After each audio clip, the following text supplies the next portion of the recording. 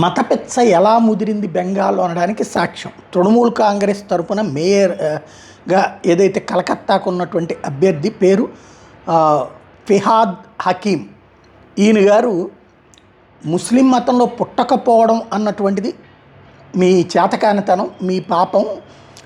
అదే అలాగ మీరు ఆ పాపం చేశారు కాబట్టి ముస్లిం మతంలోకి వచ్చి మీరు పునీతులు అవ్వండి అన్నటువంటిది చెప్పుకొస్తున్నాడు. ఓపెన్గా పిలుపునిస్తున్నాడు. హిందువులందరినీ మతం మారమని పిలుపునిస్తున్నాడు.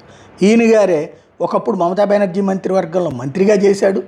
అలాగే కోల్కత్తా పోర్టు అసెంబ్లీ నియోజకవర్గం నుంచి ఇప్పుడు పోటీ చేస్తున్నాడు. ఈ అయ్యగారి స్టేట్మెంటే హిందువుల మీద ద్వేషం.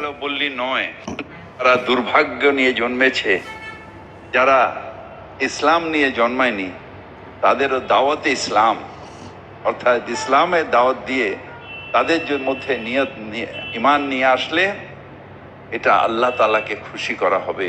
ইসলাম ধর্মাবলম্বী নয়, তাদের মধ্যে ছড়াতে হবে। শক্তিশালী মনে হয় যখন সবাই টুপি পরে এখানে বসে আছেন, হাজার হাজার মানুষ বসে আছে, তখন মনে হয় ইসলামের ঐক্য একটা জায়গায় আছে যেখানে আমাদের কেউ কোনোদিন দাবাতে পারবে না।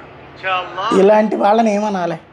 ఇలా మత పిచ్చగాళ్ళని ఏమనాలి? ఏ హిందువు అయినా, ఏ హిందూ అభ్యర్థి అయినా మీరు హిందువులుగా పుట్టకపోవడం మీ పాపం, మీ కర్మ, వచ్చేసి మా మతంలోకి రండి అప్పుడే మీరు పునీతులు అవుతారని ఎవరైనా చెప్తారా?